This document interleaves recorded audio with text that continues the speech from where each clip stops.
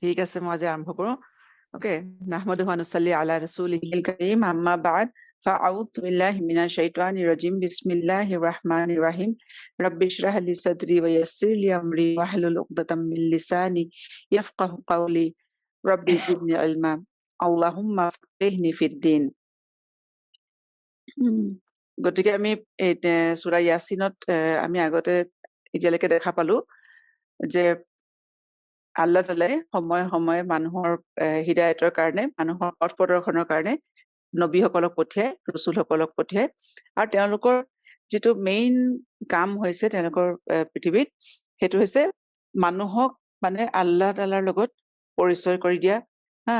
আৰু মানুহৰ যিটো আল্লাহ তাআলাৰ লগত এটা মানুহৰ এটা মানে প্ৰতিশ্ৰুতি হৈছিলে ন, এটা প্ৰতিজ্ঞা কৰিছিলে মানুহে যে আল্লাহ মানে যেতিয়া মানুহক সকলো মানুহৰ ৰূহ সৃষ্টি কৰা হৈছিলে নহয়, তেতিয়া আল্লাহ এটা প্ৰতিশ্ৰুতি লৈছিলে যে তোমালোকৰ ৰব কোন, আলাস্তু বি ৰাব্বিকুম।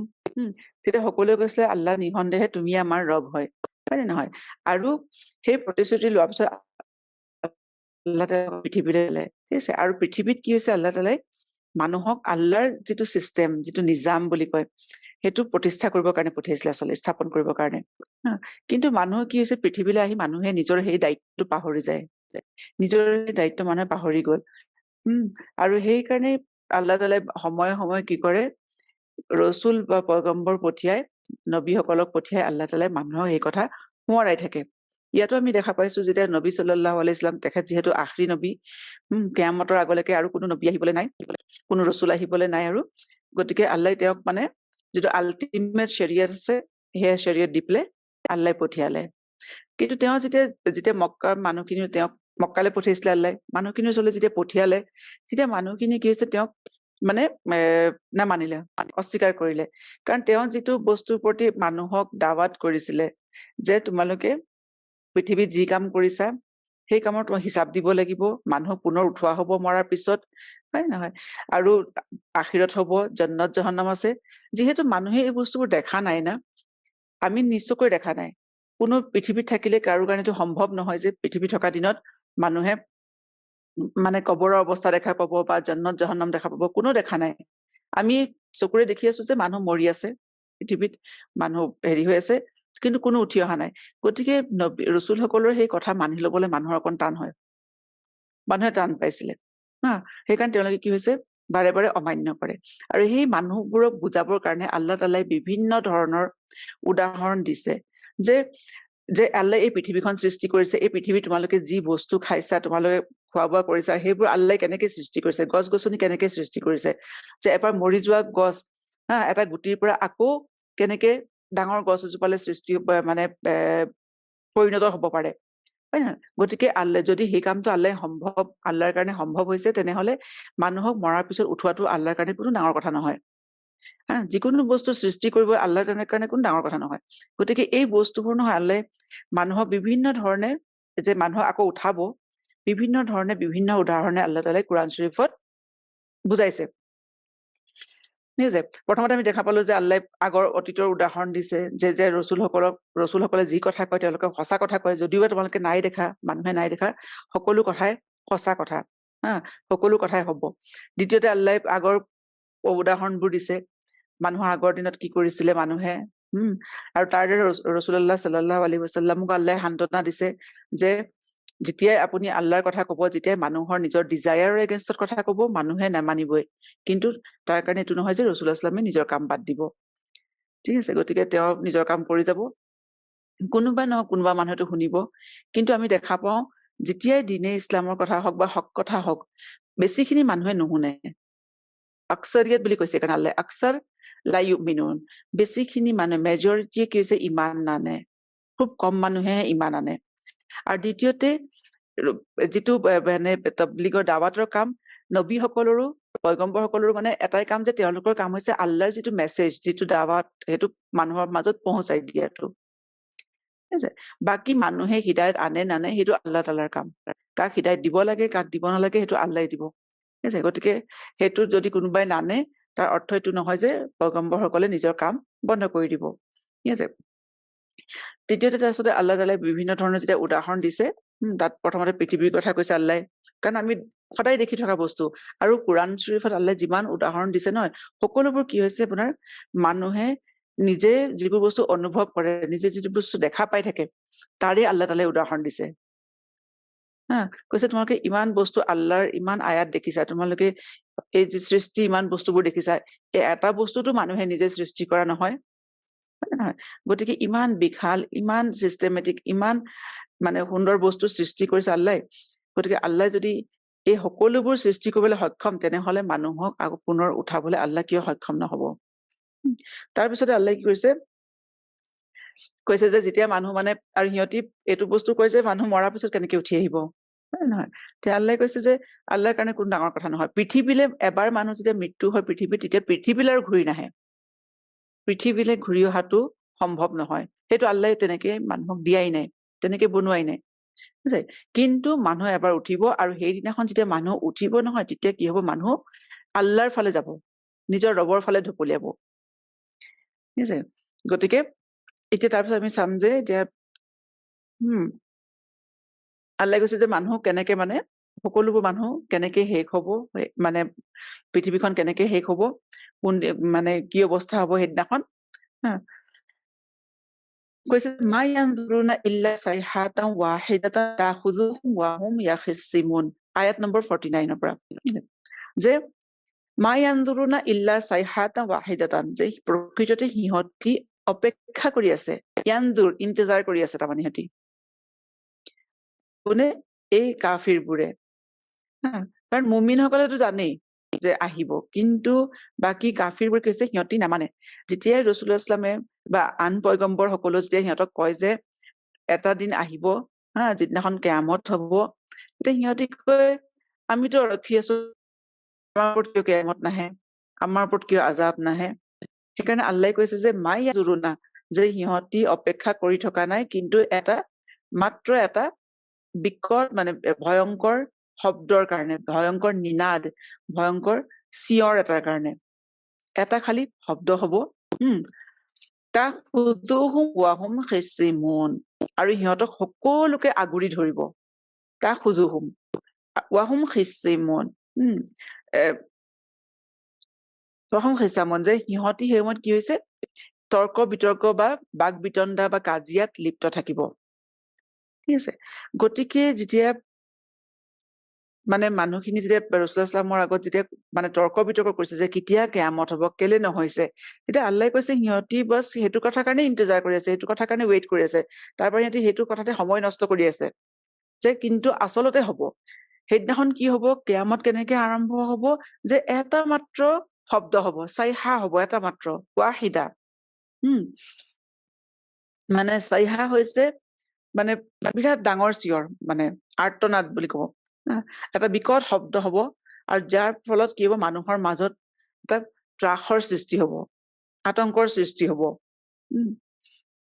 আৰু সাধাৰণতে সেইকাৰণে চাইহা শব্দটো নহয় আজাবৰ কাৰণে ব্যৱহাৰ হয়। আগতে আমি পাইছো যেতিয়া আল্লাহে কৈছে নহয়, সেই জাতিটো যেতিয়া মানে ধ্বংস কৰিবলৈ হল, আল্লাহৰ কাৰণে মাত্ৰ এটা চাইহাই যথেষ্ট আছিলে। ঠিক আছে? সিহঁতৰ কাৰণে কোনো আল্লাহে ফিৰিস্তা বা কোনো আজাব দিবলৈ কোনো আল্লাহৰ আৰ্মি পঠিয়াব লগা নহলে। গতিকে কিয়ামতৰ আগতেও যিটো প্ৰথম হেৰি হব, শব্দ হব, যিটো মানে ইছৰাফিল আলাইহিছ ইছলামে প্ৰথম যিটো মানে চুৰ যিটো কয়, শিঙাত যিটো মানে ফু মাৰিব, তেতিয়া কি হব? সকলোবোৰ মানুহ মৰি থাকিব, মাত্ৰ এটা শব্দ হব, আৰু সেইটো ইমান ভয়ংকৰ শব্দ হব যে সকলো বস্তু আগুৰি পেলাব। ঠিক আছে? সকলো বস্তু আগুৰি পেলাব। আৰু কোনটো অৱস্থাত আহিব? কিয়ামতৰ আগৰ মানে চাইনবোৰ কি হব, হয় নে নহয়? যে মানুহবোৰে সেই সময়ত এক মিনিট,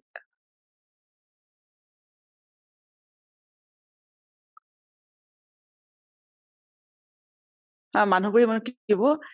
কাজিয়া কৰি থাকিব। ইয়াখিসিমুন, খাছম হৈছে কাজিয়া কৰা। আচলতে হদিছত আছে যে কিয়ামত একেবাৰে যিখিনি বেয়া মানুহ হব নহয়, বদ মানুহ হব, সিহঁতৰ ওপৰত কিয়ামত আহিব। কাৰণ তাৰ আগতে যিবোৰ মুমিন থাকিব, সিহঁতৰ মৃত্যু হৈ যাব। গতিকে বদ মানুহৰ যিবোৰ স্বভাৱ হয়, কেনেকুৱা হয়? সিহঁতি সৰু সৰু কথাতে কাজিয়া কৰে, কথাৰ প্ৰতি কাজিয়া পেচাল কৰে, তৰ্ক কৰে। গতিকে সিহঁতৰ কিয়ামতৰ চিন হৈছে যে সেই মানুহবোৰে যি সময়ত খুব কাজিয়া পেচালত লিপ্ত হব, আৰু সিহঁতৰ সেই কাজিয়া পেচাল ভঙাৰ মানে সেইটো মানে মীমাংসা হোৱাৰো আগতেই হঠাৎ মানে কেয়ামত আহিব, হঠাৎ আহিব, মানুহে তলকিবই নোৱাৰিব। সেই সময়তে মানে যেতিয়া কাজিয়া পেচাল কৰি থাকিব, সেই সময়তে এটা ভীষণ শব্দ হ'ব আৰু সকলোকে কি হ'ব, সেই শব্দই গ্ৰাস কৰি পেলাব। গতিকে কেয়ামতে এইটো কথাৰ কাৰণেও ইমান হঠাৎ আহিব যে এইটোৰ কাৰণেও অপেক্ষা নকৰে যে মানুহৰ কাজিয়াটো মীমাংসা হওক, তৰ্ক উৰ পৰক ন, হঠাৎ মানে এটা শব্দ হ'ব, হঠাৎ কেয়ামত আহিব আৰু সকলো মানুহ মৰি থাকিব। কিন্তু কেয়ামত অহাৰ আগতেও কিছুমান ডাঙৰ চিন আহিব। গতিকে এতিয়া কেয়ামতৰ মানুহৰ সময় হোৱা নাই, ঠিক আছে। আল্লাই এতিয়া কিছুমান মাইনৰ যিবোৰ চাইন আছে কেয়ামতৰ সেইবোৰ ওলাইছে, কিন্তু যেতিয়া মেজৰ চাইনবোৰ আৰম্ভ হ'ব না কেয়ামতৰ কাৰণে, তেতিয়া এটাৰ পিছত এটাকে মেজৰ চাইন আহি থাকিব, তেতিয়া মানুহে গম পাব যে কেয়ামত আহিব, ওচৰ চাপিছে, ঠিক আছে। যেনেকে প্ৰথমতে আপোনাৰ ইমাম মেহেদী আহিব, তাৰপিছতে দাজ্জাল আহিব, তাৰপিছতে আকৌ হেৰি আহিব, কি কয় এয়া ঈসা ইছলাম আহিব। তেনেকে এটাৰ পিছত এটা ঘটনা যেতিয়া মেজৰ চাইনবোৰ আহিবলৈ আৰম্ভ হ'ব নহয়, কেয়ামতে এটাৰ পিছত এটা ঘটনা হ'ব। তাৰপিছত আকৌ এটা সময় আহিব যে মানুহে একদম পাহৰি যাব কেয়ামতৰ কথা। তেতিয়া কোনো মুমিন নাথাকিব। তেতিয়া সেইকাৰণে কৈছে যে যিবোৰ কাফিৰ থাকিব, সিহঁতি সৰু সৰু কথাৰ প্ৰতি কাজিয়া কৰিব, তৰ্ক কৰিব, আৰু হঠাৎ তেতিয়া তেনেকুৱা এটা দিনতে কি হ'ব, হঠাৎ মানে কেয়ামত আহিব। ইছৰাফিল আলাইহিছ ইছলামে আল্লাহৰ হুকুম মতে চূৰত ফু মাৰিব শিঙাত, আৰু কি গোটেই মানুহবোৰ মৰি থাকিব আৰু কেয়ামত আৰম্ভ হ'ব। ফালা ইয়াস্তাতিউনা তাওসিয়াতান ওয়ালা ইলা আহলিহিম ইয়াৰজিউন। ফালা ইয়াস্তাতিউনা, যে সিহঁতৰ কোনো মানে সুবিধা নাপাব, সিহঁতি অৱসৰ নাপাব, সিহঁতৰ ইস্তেতা নাথাকিব। তাওসিয়াতান, ৱাছিয়াত কৰিবলৈ, ওয়ালা ইলা আহলিহিম ইয়াৰজিউন, না আৰু না সিহঁতি নিজৰ ঘৰৰ মানুহৰ ফালে উভতি যাব পাৰিব। অৰ্থাৎ যে মানুহে কাজিয়া পেচাল কৰি থাকিব, মানুহ য'ত থাকিব নহয় ততেই হঠাৎ মানুহবোৰৰ ওপৰত কেয়ামত আহিব। কোনোবা যদি বজাৰত আছে, কোনোবা যদি কামত আছে, হঠাৎ আহিব। গতিকে কৈছে যে মানুহৰ এইটো মানুহে সুবিধা নাপাব, অৱসৰ নাপাব যে ঘৰলৈ যাওঁ, কাৰোবাক কিবা এটা কওঁ, হয় নহয়। যেনেকে কিছুমান মানুহৰ ক্ষেত্ৰত মানুহৰ মৃত্যু হঠাৎ আহে, কেতিয়াবা মানুহ সময় নাপায়, ঠিক তেনেকে কেয়ামতো এই সকলো মানুহখিনিৰ ওপৰতে হঠাৎ আহিব। আৰু ইয়াত কৈছে যে ইয়াস্তাতিউনা তাওসিয়া, যে ৱাছিয়াত কৰিবলৈ সময় নাপাব। ৱাছিয়াত মানুহে কেতিয়া কৰে, হয় নহয়, যেতিয়া মানুহে জানে যে মানে মৰিবৰ সময় হৈছে, ধৰক মৃত্যুৰ সময় হৈছে, গতিকে জীৱনৰ অন্তিম কথাখিনি ক'ব লাগে, মানুহৰ যিখন ল'ৰা ছোৱালীৰ কাৰণে কি থৈ গৈছো, কোনে কি কৰিব, এই কথাবোৰ যেতিয়া মানুহে লিখি থৈ যায় তাক কয় ৱাছিয়াত, হয় নহয়। গতিকে কেয়ামতৰ দিনাখন কি হ'ব, যে মানুহে নিজৰ পৰিয়ালৰ মানুহক লগ কৰিবলৈও আৰু সিহঁতৰ বিষয়ে কথা ক'বলৈ কোনো সুবিধা নাপাব, কোনো অৱসৰ নাপাব, কোনো সময় নাপাব।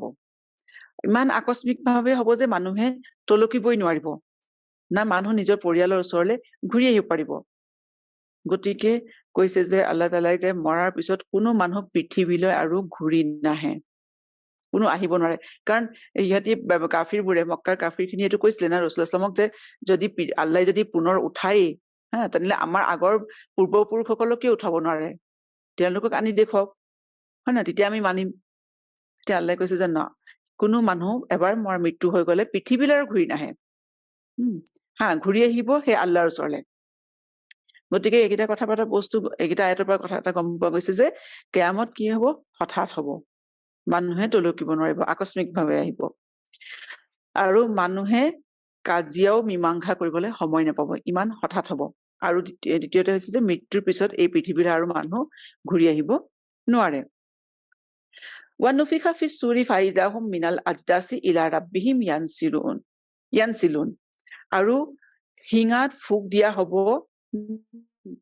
কোনে মাৰিব সেই শিঙাত ফুক? নুফিখা ফিছ চুৰ, নুফিখা, নফাক হৈছে মানে আপোনাৰ ফু মৰা। গতিকে সেই চুৰত ফু মাৰিব, কোনে মাৰিব? ইছৰাফিল আলাইহিছ ইছলামে। ইছৰাফিল আলাইহিছ ইছলাম একদম তেওঁ ৰেডি তৈয়াৰ হৈ আছে, খালি আল্লাহ তাআলাৰ এটা হুকুম হ'ব আৰু তাত তেওঁ ফু মাৰিব, আৰু ততালিকে কি হ'ব, ফাইজাহুম মিনাল আজদাসি, আৰু তেতিয়া কি হ'ব, সকলোবোৰ মানুহ সিহঁতৰ কবৰৰ পৰা ওলাই আহিব, আৰু ওলাই আহি কলৈ যাব? ইলা ৰাব্বিহিম, নিজৰ ৰবৰ ফালে। সিহঁতি নিজৰ ৰবৰ ফালে যাব। কি ধৰণে যাব? ইয়ানচিলুন, ঢপলিয়াই, খৰখেদাকৈ, দৌৰি।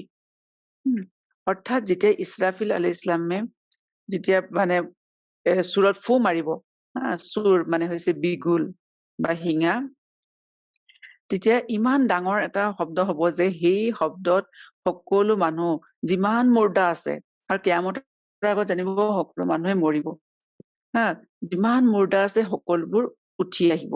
আৰু ইয়াত আজদাস শব্দটো ব্যৱহাৰ কৰিছে। আজদাস হৈছে পুৰণা কবৰ, এই কবৰ বুলি কোৱা নাই। কবৰ সাধাৰণতে অকণ নতুন হয়, যিবোৰ অকণ মানে ওখ হৈ থাকে, হয় নে নহয়? আজদাস হৈছে ইমানেই পুৰণা যে মাটিৰ লগত একেবাৰে উঠ খাই গল, তাৰ কোনো চিন নাইকিয়া হৈ গল, বহুত আগৰ কবৰ ধৰক, যিবোৰ কোনো চিন নাইকিয়া হৈ গল। গতিকে যেতিয়া সেই শব্দটো হব, যেতিয়া চূৰত ফু মৰা হব, তেতিয়া একদম পুৰণাতকে পুৰণা মাটিত মিলি যোৱা কোনো চিন মকাম নথকা কবৰৰ পৰাও যিমান মানুহ আছিলে সকলোবোৰ ওলাই আহিব। তাত মানে সেই আজদাস হৈছে যে তাত হাড় মূৰৰো কোনো চিন নাই, তাত যে কবৰ আছিলে তাৰ কোনো চিনেই নাই। গতিকে তেনেকুৱা ঠাইৰ পৰাও কি হৈছে, মানুহ চব ওলাই আহিব। আৰু ইছৰাফিল আলাইহিছ ইছলাম হৈছে এজন সন্মানীয় ফিৰিষ্টা, আল্লাহ তাআলাৰ আৰ্শ ধৰি থকা এজন ফিৰিষ্টা, বুজিছে? আৰু হদিছত আছে যে এই যিটো শিঙা হব, চুৰ হব, কিমান ডাঙৰ হব যে সেই মানে পৃথিৱী আৰু আসমানৰ মাজৰ দূৰত্বৰ সমান।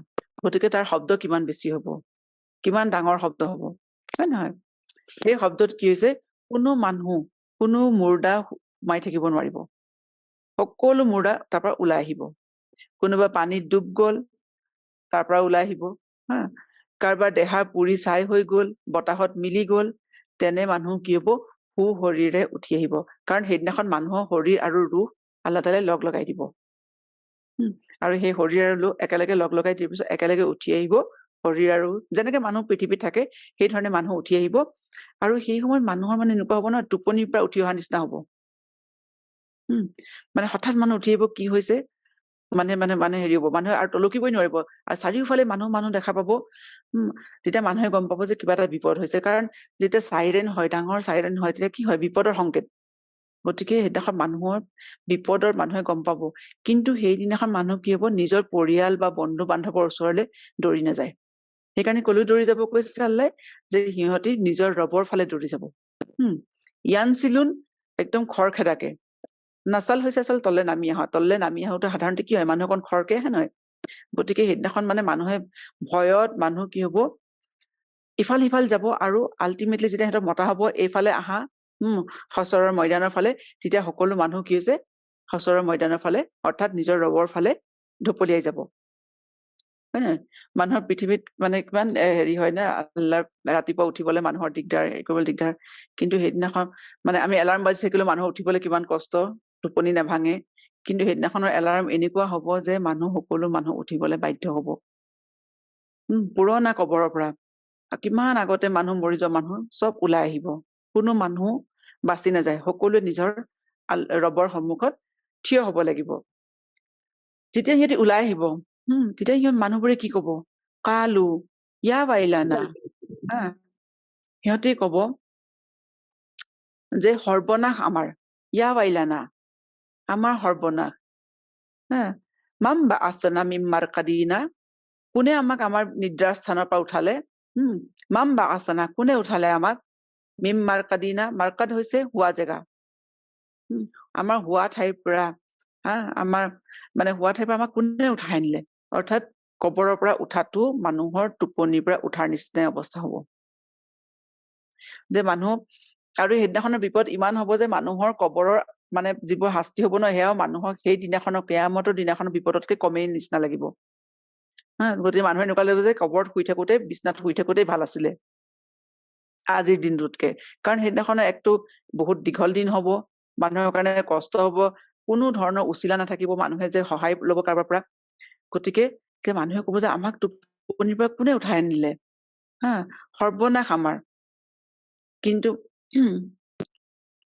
গতিকে সেইদিনাখন মানুহৰ কাৰণে যেনেকুৱা লাগিব যে কবৰৰ ইমান দিন কবৰত থকা সময়খিনিও মানুহৰ কাৰণে একেবাৰে কম সময় নিচিনা লাগিব। পৃথিৱীৰ সময়খিনিতো মানুহৰ এনেকুৱা লাগিব যেন যে আমি এটা দিনো নাথাকিলো পৃথিৱীত, এটা দিনৰ এখনতে সময় আমি খালি পৃথিৱীত থাকিলো। কবৰততো মানুহ বেছি দিন থাকিব না। গতিকে সেইদিনাখন এনেকুৱা হব যে আজি মানে কিয়ামতৰ দিনাখন মানুহৰ এনেকুৱা লাগিব যে কবৰতো আমি খুব কম সময় থাকিলো, ঠিক আছে। কাৰণ কিয়ামতৰ এটা দিন 50,000 বছৰৰ সমান দীঘল হব, কাৰণ সকলো মানুহৰ হিচাপ হব এখন। তাৰপিছত সিহঁতি ক'ব যে মা ৱাআদা ৰহমান ৱা সাদাকাল মুৰসালুন, এয়াতো সেইটোৱেই যিটো ৰহমানে প্ৰতিশ্ৰুতি দিছিল।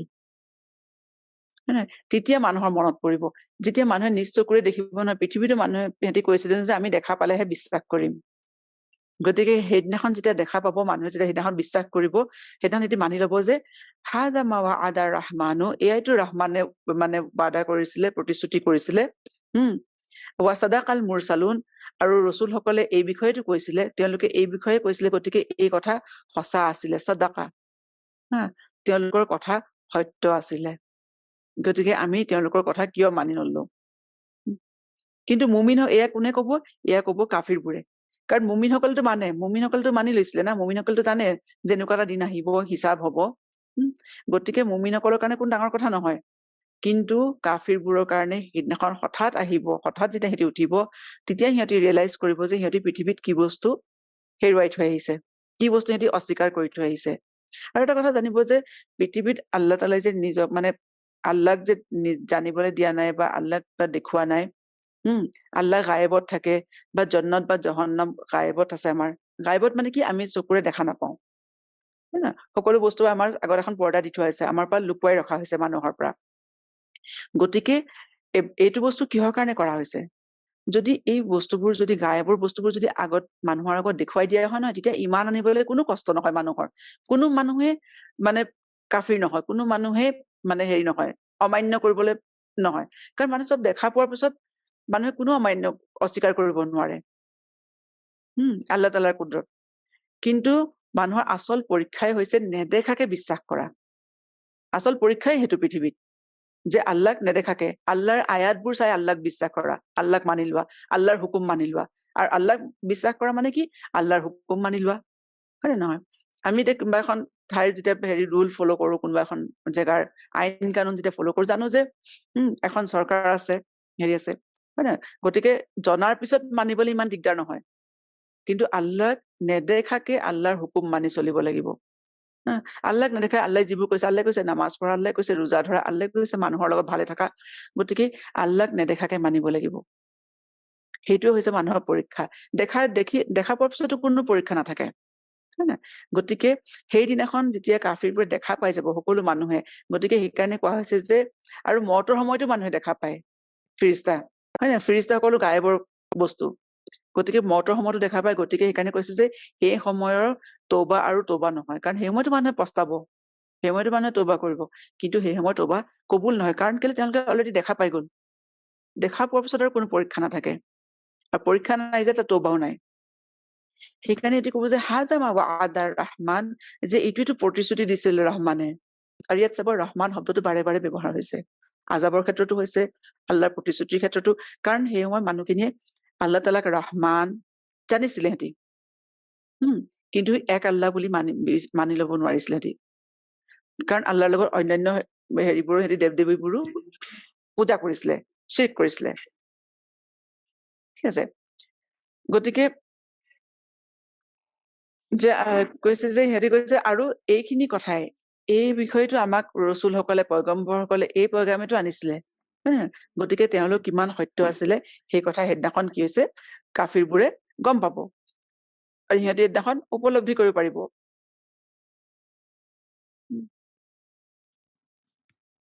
আচলতে মানে মানুহক যেতিয়া মানে আল্লাহ তাআলাই যে পৃথিৱীলৈ পঠিয়াই নহয়, সেই মানে সকলো বস্তু গায়েবত ৰাখি হেৰি কৰি, মানুহক আচলতে আখিৰতৰ তৈয়াৰীৰ কাৰণে মানুহক পঠোৱা হৈছে, মানে নহয় পৃথিৱীখনত অকল খাই বৈ মানুহক মানে ফূৰ্তি কৰি থাকিবৰ কাৰণে দিয়া নাই। পৃথিৱীত যিমান বস্তু আছে, যিমান নিয়ামত দিছে আল্লাহে, সেই নিয়ামত খিনি ব্যৱহাৰ কৰি আল্লাহ তাআলাই কৈছে যে তোমালোকে আখিৰতখন তৈয়াৰ কৰা।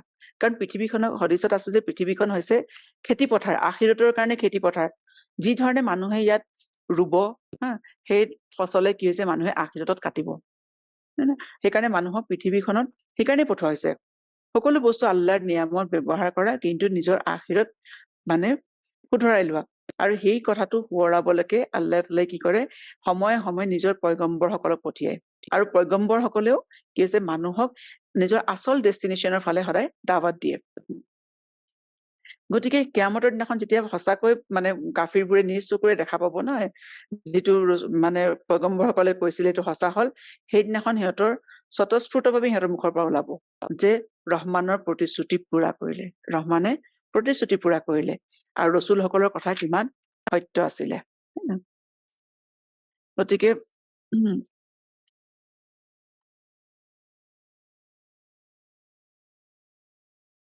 সেইকাৰণে আল্লাহ তাআলাই কৈছে যে মানুহৰ মানে এই পৰীক্ষাই হৈছে নেদেখাকে গায়েবত দুনিয়াত, সেইকাৰণে দুনিয়াৰ সময়খিনিয়ে মানুহৰ কাৰণে সময় যে তেওঁলোকে আখিৰাতৰ কাৰণে সকলো বস্তু নিজৰ কাৰণে কামানি কৰি ল'ব। তাৰপিছত কৈছে ইন কানাত ইল্লা সাইহাতান ৱাহিদাতান ফাইজাহুম জামিউল লাদাইনা মুহদাৰুন। সেইটো এটা প্ৰথম শব্দটো হৈ গ'ল। তাৰপিছত কৈছে ইন কানাত ইল্লা সাইহাতান ৱাহিদাতান, তাৰপিছত আৰু এটা শব্দ হ'ব, সাইহা, ভয়ংকৰ নিনাদ এটা হ'ব, আৰু এটা মাত্ৰ হ'ব। আৰু তেতিয়া কি হ'ব? সকলো আহি আমাৰ আগত হাজিৰ হ'ব, উপস্থিত হ'ব। অৰ্থাৎ প্ৰথমটোত কি হ'ব? মানুহবোৰ চব মৰি থাকিব, আৰু দ্বিতীয়টো যেতিয়া ফু মাৰিব তেতিয়া সকলো মানুহ আহি আল্লাহ তাআলাৰ আগত হাজিৰ হ'বহি। সকলো মানুহ কিন্তু নিজৰ ঘৰলৈ উভতি নাযায়, সকলো কি হ'ব? আল্লাহৰ সন্মুখত হাজিৰ হ'ব। ফাইজাহুম জামিউন, প্ৰত্যেকেই, ইচ এণ্ড এভৰি ওৱান, কোনো মানুহ বাচি যাব নোৱাৰে সেইদিনাখন। লাদাইনা মুহদাৰুন, মোৰ আগত কি হ'ব? হাজিৰ হ'ব, মোৰ আগত উপস্থিত হ'ব। আমাৰ আগত, আমাৰ আল্লাহ তাআলাই আমাৰ শব্দটো ব্যৱহাৰ কৰিছে যে আমাৰ আগত সকলো মানুহে হাজিৰ হ'ব। গতিকে আল্লাহে কৈছে যে মানুহক ইয়াত চাব দুইবাৰে, যেতিয়া মানুহ কিয়ামতৰ আগতো, যেতিয়া কিয়ামত আৰম্ভ হ'ব তেতিয়াও সাইহাতান ৱাহিদা, আৰু ইয়াতো যেতিয়া মানুহখিনি উঠি পেলাই যেতিয়া হছৰৰ ময়দানৰ ফালে যাব, আল্লাহৰ সন্মুখত থিয় হ'ব, তেতিয়া আল্লাহে কৈছে সাইহাতান ৱাহিদা। কিমান মানুহ আজি কিমান বছৰ লাখ লাখ বছৰ ধৰি মানুহ পৃথিৱীত আছে ন, আদম আলাইহিছ ইছলামৰ পৰা কিয়ামতলৈকে কিমান মানুহ। এই মানুহখিনিক ধ্বংস কৰি দিবলৈ আল্লাহৰ মাত্ৰ এটা শব্দৰে দৰকাৰ, কোনো আৰ্মি নালাগে। আৰু এই গোটেই মানুহখিনিক আকৌ উঠাই আনিবলৈ, পুনৰ সৃষ্টি কৰিবলৈ আল্লাহৰ মাত্ৰ এটা শব্দৰে দৰকাৰ। গতিকে আল্লাহ কিমান মানে শক্তিশালী। সেইকাৰণে বাৰে বাৰে যে আজিজুন আলিম, আজিজুৰ ৰাহিম, আল আজিজ, আল্লাহ মানে কোনো কষ্ট নহয়।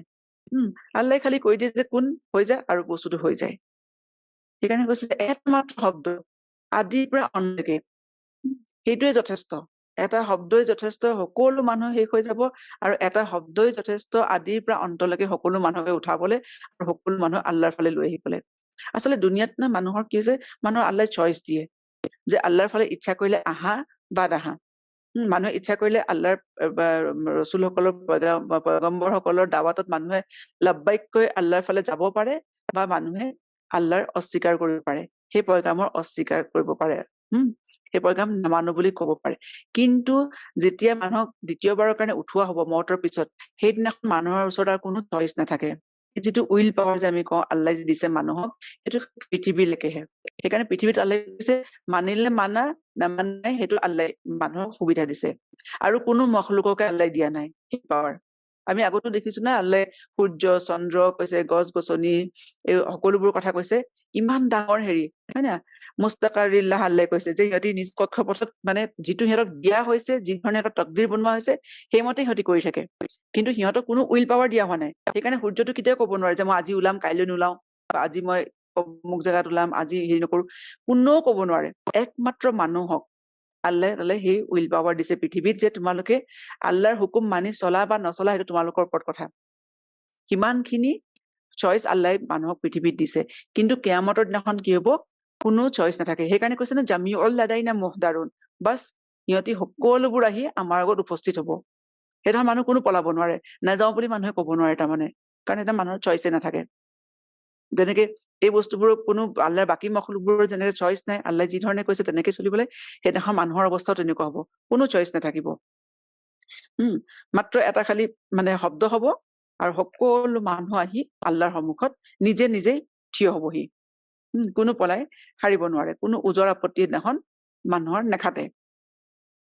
ফালিয়াউমা লা তুজলামু নাফসুন শাইয়ান ওয়ালা তুজজাউনা ইল্লা মা কুনতুম তা'মালুন, যে ফালিয়াউমা, আজি, আল্লাহ কৈছে আজি, লা তুজলামু নাফসুন, কোনো নফসৰ ওপৰত কোনো জুলম কৰা নহয়, শাইয়ান, কোনো ধৰণৰ অকণমানো, মানে ওয়ালা তুজজাউনা ইল্লা মা কুনতুম তা'মালুন, আৰু প্ৰত্যেককে সিহঁতে যি কাম কৰি আহিছে সেই বিষয়ে কি হ'ব, সম্পূৰ্ণ জাজা দিয়া হ'ব, সম্পূৰ্ণ প্ৰতিদান দিয়া হ'ব। গতিকে আল্লাহ তাআলাই কৈছে যে সেইদিনাখন কোনো নফছৰ ওপৰত কোনো জুলম কৰা নহয়। জুলম মানে কি? জুলম মানে হৈছে কাৰোবাৰ হকত কম কৰা, কাৰোবাৰ নিজৰ হকতকে কম দিয়া। ঠিক আছে? গতিকে আল্লাহে কৈছে সেইদিনাখন মানুহে যি ধৰণৰ কামে কৰি আহিছে সেই ধৰণৰ কামৰ প্ৰত্যেকটো কামৰ একতে আমি পাইছো না যে জাৰা সমানো, এটমৰ সমানো যদি মানুহে ভাল কাম কৰি আহিছে, নেকি কৰি আহিছে, তাৰো ফল পাব। যদি জাৰা সমানো বেয়া কাম কৰি আহিছে তাৰো প্ৰতিদান পাব। সেইকাৰণে কৈছে জাজা। তো জাজাও না, জাজা মানে হৈছে কামৰ প্ৰতিদান। ভাল কামৰ ভাল কামৰ প্ৰতিদানটো আপোনাৰ ভাল হ'ব, বেয়া কামৰ প্ৰতিদান বেয়া হ'ব। সেইকাৰণে তাত জাজা বুলি কোৱা হয়। জাজা হৈছে প্ৰতিদান, কম্পেনচেশ্যন, কম্পেনচেট কৰা হ'ব মানুহক। গতিকে কুন্তুম তামালুন, তোমালোকে যি যি কাম কৰি আহিছিলা প্ৰত্যেক কামৰ কোনো এটা কাম বাদ দিয়া নহয়। যদি কোনোবাই দুনিয়াত মুমিনসকলে ভাবে যে আমি ভাল কাম কৰিছো, আমাক কোনো মানে ৰিকগনাইজ নকৰে, হয় নে নহয়? গতিকে আল্লাহে কৈছে সেইদিনাখন প্ৰত্যেক কামৰ কোনো কাম আল্লাহৰ দৃষ্টিৰ পৰা হাৰি নাযায়, কোনো কাম মানুহৰ আমল নামাৰ পৰা মানে আমল নামত নিলিখা থকা নাই। মানুহে যদি উফ বুলি মুখেৰে কৈছে সেইটো লিখা হৈছে আমাৰ আমল নামাত। গতিকে প্ৰত্যেকটো কথাই প্ৰত্যেকটো কামৰে কি হৈছে সেইদিনাখন জাজা দিয়া হ'ব, প্ৰতিদান দিয়া হ'ব। আৰু কোনো নফছৰ ওপৰত আল্লাহে কৈছে কোনো জুলম কৰা নহয়। আল্লাহে কৈছে না যে আল্লাহে কাৰো ওপৰত জুলম নকৰে। যদিও বা আল্লাহ সৰ্বশক্তিমান, আল আজিজ, সকলো কৰিব পাৰে, ফাআলুল লিমা ইউৰিদ, সকলো, কিন্তু আল্লাহে কাৰো ওপৰত জুলম নকৰে। কোনো কাৰো ওপৰত আল্লাহ ইচ্ছা কৰিলে কৰিব পাৰে। পৃথিৱীৰ মানুহৰ কি হয়, অলপ ক্ষমতা আহিলে মানুহৰ আনৰ ওপৰত মানুহে অত্যাচাৰ জুলম কৰিবলৈ আৰম্ভ কৰে, মানুহ আনৰ হক নিদিয়ে। কিন্তু আল্লাহৰ ক্ষেত্ৰত সেয়া নহয়। আল্লাহ সৰ্বশক্তিমান, সকলো কৰিব পৰাৰ পিছতো আল্লাহে কোনো মখলুকৰ ওপৰত কোনো জুলম নকৰে আল্লাহে। সেইকাৰণে কৈছে যে আৰু সেইদিনাখনতো আৰু নকৰে। কাৰণ সেইদিনাখনতো জাজা কম্পেনচেট কৰাৰে দিন। যোনে যি ধৰণৰ কাম কৰি আছে সেইদিনাখনৰ তাৰ কম্পেনচেশ্যনৰ দিন, সেইদিনাখন দিয়াৰ দিন। সেইকাৰণে ইয়াউমুদ্দিন, দিন মানে হৈছে দিয়া, দিয়াৰ দিন। সেইদিনাখন কাম কৰাৰ দিন নহয় আৰু মানুহৰ কাম কৰাৰ দিন পৃথিৱীতে শেষ হ'ল।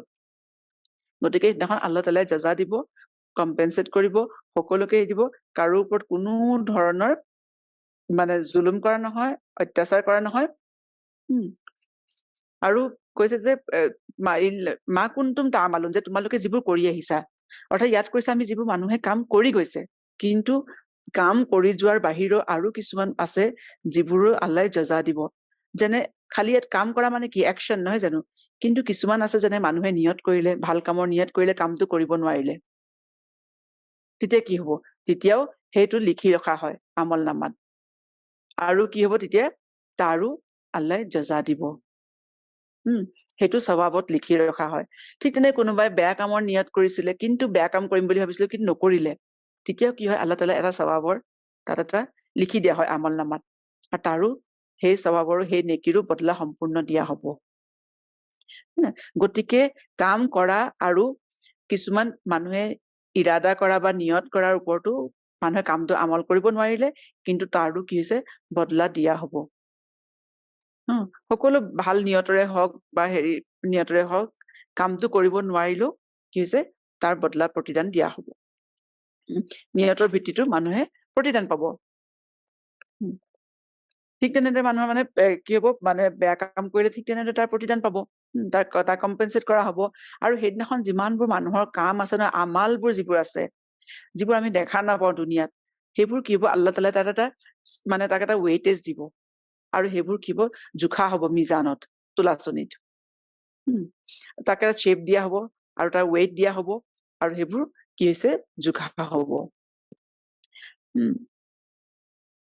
কাৰণ কেলে সিহঁতি কৈছিলে নহয় যে মানে যে তোমালোকে মানে কাফিৰবোৰে কয় না ৰচুলসকলে, পয়গম্বৰসকলে, যে তুমি যদি সঁচা হয় তেনেহলে আমাৰ ওপৰত আজাব কিয় নাহে, হয় নে নহয়? সেইকাৰণে কৈছে যে আল্লাহে কৈছে যে এইটো আল্লাহৰ ৰহমানৰ প্ৰতিশ্ৰুতি কৰিছিলে না, গতিকে আজি সেই প্ৰতিশ্ৰুতি আল্লাহে পুৰা কৰিলে। সেইকাৰণে যে গতিকে সেইকাৰণে কৈছে যে সেইদিনাখন কাৰো ওপৰত জুলম নহয়, প্ৰত্যেক আমল সকলো মানে সৰুতকে সৰু আমলৰ হিচাপ হ'ব। হা, গতিকে আমি প্ৰত্যেক সময়তে মানুহে নহয় কিবা এটা আমি কৰি থাকো, হয় নাই? আমাৰ যিমানখিনি সময় আছে, হয় আমি মানে এনেই বহি থাকিলেও মানুহে কিবা নহয় কিবা কৰি থাকে। হয় আমি পঢ়ি থাকো, নহয় শুই থাকো, নহয় খাওঁ, কাৰোবাৰ লগত কথা পাতো, ঘৰৰ কাম কৰো, অফিচৰ কাম কৰো। প্ৰত্যেক মানুহে আমি পৃথিৱীত থকা দিনখিনি সময়খিনি আমি কিবা নহয় কিবা কাম কৰি থাকো। গতিকে প্ৰত্যেক মানুহে যি নিয়তেৰে কাম কৰিছে তাৰ ৰিটাৰ্ণ সম্পূৰ্ণ পাব। গতিকে সকলো কামেই যদি আমাৰ তাক নিয়ত এইটো হয় যে এইটো আল্লাহৰ হুকুমতে আমি কাম কৰিছো, আল্লাহক ৰাজি কৰিবলৈ কাম কৰিছো, তেনেহলে শুৱাও মানুহৰ কাৰণে ইবাদত হৈ যায়, সেয়াও মানুহৰ কাৰণে নেক কাম হৈ যায়। যে মই শুইছো, আকৌ মই কাম কৰিবলৈ পাম, উঠিম, ভাগৰ পলাব, কাম কৰিব পাৰিম। সেই নিয়তত শুলেও মানুহৰ সেই শুৱাও মানুহৰ ইবাদত, সেই শুৱাও মানুহৰ স্বভাৱ হৈ যায়। ঠিক ধৰণে আমি খানা খাওঁ, খোৱাটো যদি আমি এইটো নিয়তৰে খাওঁ যে আমি ভাল খোৱা আহাৰ খাইছো যাতে আমি শক্তি পাওঁ, কাম কৰিব পাৰো, আল্লাই দিছে, আল্লাহ শুক্ৰ আদায় কৰি মানুহে খায়, সেই খোৱাও মানুহৰ কাৰণে ইবাদত হৈ যায়, সেই খোৱাও মানুহৰ কাৰণে ভাল কামত চামিল হৈ যায়। গতিকে যেতিয়া আমি চাওঁ যে যিহেতু আমি প্ৰত্যেক কামৰ আমি মানে জাজা পাম, গতিকে আমি এইটো সদায় চিন্তা কৰা উচিত যে আমি যিটো কাম কৰিছো, যে তাৰ নিয়তটো আমি যদি এইটো কৰি লওঁ যে আল্লাহ তাআলা ৰাজি হব, আল্লাহৰ কাৰণে আমি কৰিছো, আল্লাহৰ হুকুম মতে কাম কৰিবলৈ চেষ্টা কৰিছো, তেতিয়া কি হব, সকলোবোৰ আমাৰ মানুহৰ নেকি হিচাপে লিখা হব, স্বভাৱ হিচাপে, মানুহৰ ইবাদত হিচাপে লিখা হব। আৰু তাৰ প্ৰত্যেকটো ইবাদতৰ প্ৰত্যেকটো নেকিৰে কি হৈছে, সেইদিনাখন জাজা দিয়া হব। ইন্না আসহাবাল জান্নাতি আল ইয়াউমা ফি শুগুলিন ফাকিহুন।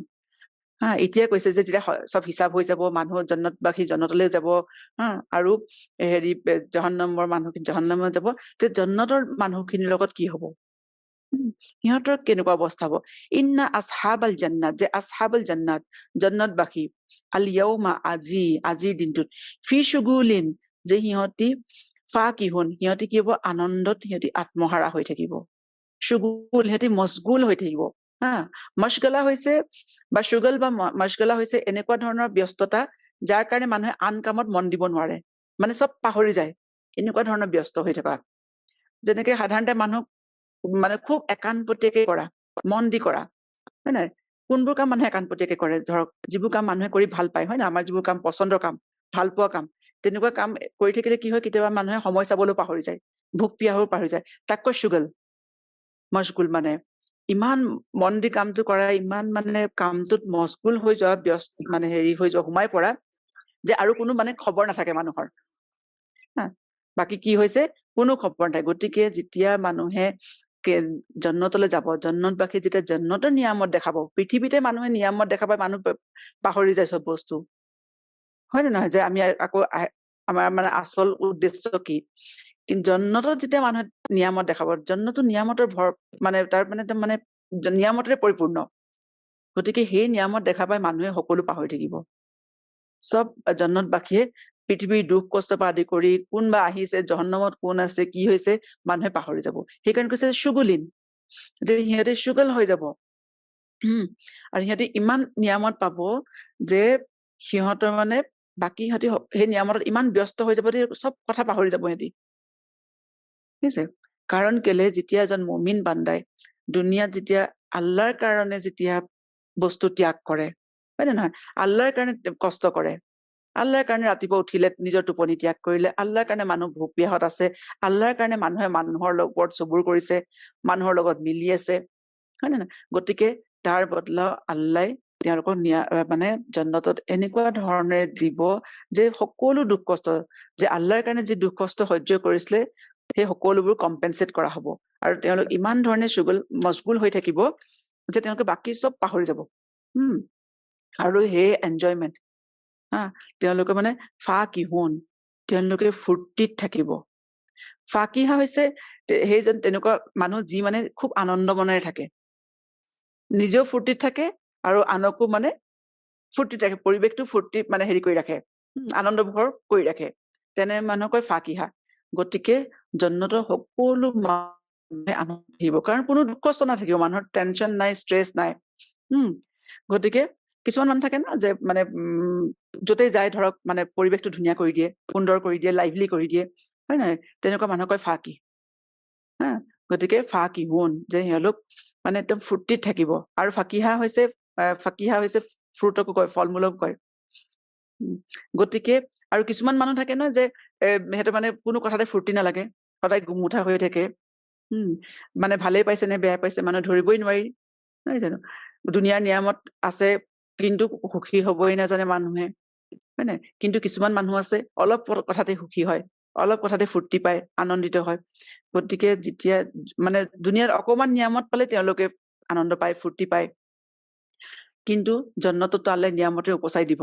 গতিকে সকলো মানুহে কি হৈছে, জন্নতৰ নিয়ামত পাই ইমান ফূৰ্তি পাব যে তেওঁলোকে বাকী চব কথা পাহৰি যাব, তেওঁলোক মশগুল হৈ থাকিব। কাৰণ জন্নততো দুখ কষ্ট নাই, ঠিক আছে? কিন্তু তেওঁলোকে ইমান মশগুল হৈ থাকিলেও জন্নতবাসীয়ে কিন্তু আল্লাহ তালাক পাহৰি নাযায়। কাৰণ জন্নতবাসী ন মানুহৰ উশাহ নিশাহৰ লগতে আল্লাহৰ তছবি মানে হেৰি কৰি দিয়া হব, ঠিক আছে? গতিকে তেওঁলোকে আল্লাহ তালাক পাহৰি নাযায়। কাৰণ মুমিন বান্দাই দুনিয়াতো আল্লাহক পাহৰি যোৱা নাছিলে, জন্নততো আল্লাহ তালাক পাহৰি নাযায়। হুমৱা আজৱাজুহুম ফি জিলালিন আলাল আৰাইকি মুত্তাকিউন। আৰু তেওঁলোকেতো মানে সকলো ধৰণৰ নিয়ামত পাব, তেওঁলোক মশগুল হৈ থাকিব। তাৰ ওপৰত আৰু কি হব, আল্লাহ কৈছে যে তেওঁলোকে নিজৰ সংগীসকলৰ লগত, আজৱাজসকলৰ লগত কি হব, শীতল ছাঁত থাকিব, ওখ কোমল গাদীত তেওঁলোকে আউজি আৰাম কৰিব। অৰ্থাৎ জন্নতত সকলো ধৰণৰ নিয়ামত থাকিব। আৰু তেওঁলোক সংগীসকলৰ লগত থাকিব, আজৱাজ মানে হৈছে জৌজ, মানে জৌজ হৈছে আপোনাৰ হাজবেণ্ড ৱাইফ দুয়োৰ কাৰণে ব্যৱহাৰ কৰা হয়, স্পাউচ। অৰ্থাৎ সকলোৱে নিজৰ নিজৰ সংগীসকলৰ লগত থাকিব, স্পাউচসকলৰ লগত থাকিব। আৰু ক'ত থাকিব, শীতল ছাঁত থাকিব, জিলাল শীতল ছাঁত থাকিব। কাৰণ জন্নততো ওখ ওখ গছ থাকিব, সেউজীয়া গছ থাকিব, হয় নে নহয়? আৰু তাৰ ছাঁত থাকিব। আৰু অকল ছাঁতে নাথাকে, তাতো কি হব, ওখ ওখ গাদী পৰা থাকিব। আৰিকা হৈছে মানে যে কইনা যে বহে যে ধুনীয়াকে সজোৱা থাকে বেইখন, সেই তেনেকুৱা কয় আৰিকা, ঠিক আছে? গতিকে অকল ওখ গাদী বা চোফাতে নহয়, সুন্দৰকে সজোৱা গাদীত কি হৈছে, মানুহ বহিব। আৰু কেনেকে বহিব, মুত্তাকিউন, যেনেকে মানে কুশ্বনত যেনেকে আউজি পেলাই মানুহ আৰাম কৰিলে, মানুহ ৰিলেক্স কৰিলে কেনেকে বহে, ঠিক তেনেদৰে। গতিকে আল্লাহ তাআলাই এখন জন্নতৰ প্ৰতি মানুহক আকৰ্ষিত কৰিবলৈ জন্নতৰ এখন মানে ছবি মানুহৰ আগত দাঙি ধৰিছে। আৰু জন্নতৰ যেতিয়া আচলতে জন্নতৰ যিবোৰ আৰাম হব, নিয়ামত হব না, পৃথিৱীৰ কোনো নিয়ামতৰ লগত তাৰ মিলেই নাই, ইমান বেছি। কিন্তু যিহেতু আমি যিহেতু পৃথিৱীৰ কথাই মানুহে বুজি পায় ন, পৃথিৱীৰ কথাই মানুহে মানে ভাবিব পাৰে, গতিকে পৃথিৱীৰ যিমানখিনি আৰামৰ কথা আছে নহয়, সেইখিনি আল্লাহ জন্নতৰ মানে নিয়ামতৰ তুলনা কৰিছে আচলতে।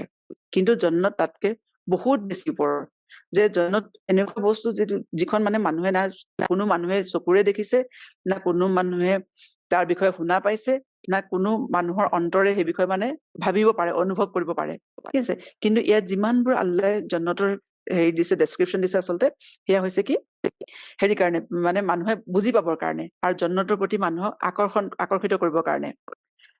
মানুহ তাত আৰামত থাকিব, হয় নে নহয়? তাৰপিছত লাহুম ফিহা, এতিয়া খোৱা বোৱাৰো ব্যৱস্থা কৰিছে আল্লাহ। লাহুম ফিহা ফাকিহাতুন ওয়া লাহুম মা ইয়াদউন।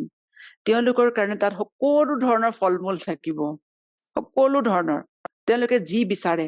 ৱালাহুম মা ইয়াদউন, আৰু তেওঁলোকে যি বিচাৰে, যি দোৱা কৰে, মনত এটা ভাবিলেই হ'ল, বস্তু আগত আহি হাজিৰ হৈ যাব। ফল প্ৰথমতে আল্লাহ তাআলাই খোৱা বস্তুৰ ক্ষেত্ৰত জন্নতৰ সদায় চাব ফলৰ কথা কৈছে। কাৰণ পৃথিৱীতো সকলো খাদ্যৰ ভিতৰত, সকলো আহাৰৰ ভিতৰত, খাদ্যৰ ভিতৰত কিছু ফল সৰ্বোত্তম, হয় নে নহয়? কাৰণ আন বস্তুবোৰ আমি বনাই মেলি খাব লাগে, তাক প্ৰিপেয়াৰ কৰিব লাগে, ধুব লাগে, আকৌ বনাব লাগে। কিন্তু ফলটো এনেকুৱা বস্তু আল্লাহ দিছে যে মানুহে গছৰ পৰা ছিঙি আনি খাব পাৰে। গতিকে সৰ্বোত্তম খাদ্য হৈছে ফল, তাক বনাবলৈ কোনো কষ্ট নাই। সেইকাৰণে কৈছে জন্নততো যেতিয়া মানুহৰ খোৱা হব, যে তেওঁলোকক সকলো ধৰণৰ ফল মূল দিয়া হব, তেওঁলোকে যি বিচাৰে তাকেই দিয়া হব জন্নতত। কিহৰ কাৰণে? কাৰণ তেওঁলোকে দুনিয়াৰ সকলো আৰাম, দুনিয়াৰ হেৰিবোৰ ত্যাগ কৰিছিলে একমাত্ৰ আল্লাহক ৰাজি কৰিবৰ কাৰণে, দুনিয়াৰ সকলো কষ্ট স্বীকাৰ কৰিছিলে আল্লাহৰ কাৰণে। গতিকে সেই সকলোবোৰ কষ্টৰ, সকলোবোৰ হেৰি কি হৈছে, আল্লাহ তাআলাই তেওঁলোকক জন্নতত কম্পেনচেট কৰিব, ঠিক আছে? তাৰপিছত প্ৰথম এতিয়া খোৱা বোৱা হৈ গ'ল। তাৰপিছত কৈছে সালামুন কাউলাম মিৰ ৰাব্বিৰ ৰাহিম। সালাম, অভিনন্দন হব, কাৰ ফালৰ পৰা? কাউলাম মিৰ ৰব্বিৰ ৰহিম, যে সিহঁতৰ ৰব্বে ৰহিমৰ ফালৰ পৰা, অৰ্থাৎ আল্লাহৰ ফালৰ পৰা জন্নতবাসীক গ্ৰিটিংছ জনোৱা হ'ব, চালাম জনোৱা হ'ব। জন্নতত মানুহবোৰ ইমান সকলো জন্নতবাসী সকলো নিয়ামত পোৱাৰ পিছতো কিন্তু জন্নতবাসীৰ কাৰণে মানে এইটো কাৰণে অপেক্ষা কৰিব যে কেতিয়া আল্লাহৰ সাক্ষাৎ হ'ব, যে কেতিয়া আল্লাহৰ ফালৰ পৰা চালাম আহিব। এইটো মানুহৰ কাৰণে সকলোতকৈ সুখৰ মানে দিন হ'ব, সকলোতকৈ আনন্দৰ কথা হ'ব। সেইকাৰণে আল্লাহ সকলো নিয়ামতৰ পিছত কি হৈছে, আল্লাহ কৈছে আল্লাহ চালাম পঠিয়াব। আৰু জন্নতবাসীক তেতিয়া ঘোষণা কৰিব যে আজিৰ পৰা মই তোমালোকৰ ওপৰত আৰু কোনো কথাতে তোমালোকৰ ওপৰত নাৰাজ নহওঁ। আল্লাহ জন্নতবাসীৰ ওপৰত আল্লাহ তাআলা কেতিয়াও নাৰাজ নহয়। আল্লাহ চালাম পঠোৱা জন্নতবাসীৰ কাৰণে সকলোতকৈ আনন্দৰ দিন হ'ব, সকলোতকৈ আনন্দৰ কথা হ'ব। তাৰপিছত যে আল্লাহ সাক্ষাৎ লাভ কৰিব, তেতিয়া আৰু মানে সেইটো মানে চূড়ান্ত মানে আনন্দৰ হেৰি হ'ব। গতিকে কৈছে যে চালামুন কাউলাম মিৰ ৰব্বিৰ ৰহিম, সকলো নিয়ামতকৈ ডাঙৰ নিয়ামত।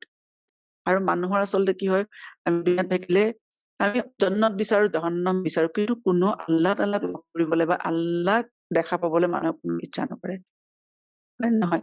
যোনে আল্লাহক দেখা পাবলৈ ইচ্ছা কৰে, চাবলৈ ইচ্ছা কৰে না, তাৰ কাৰণে সকলোতকৈ ডাঙৰ দিন, সকলোতকৈ আনন্দৰ দিন। কাৰণ কৈছে চালামুন কাউলাম মিৰ ৰব্বিৰ ৰহিম, যে হে আল্লাহৰ ফালৰ পৰা সকলোলৈকে চালাম দিয়া হ'ব।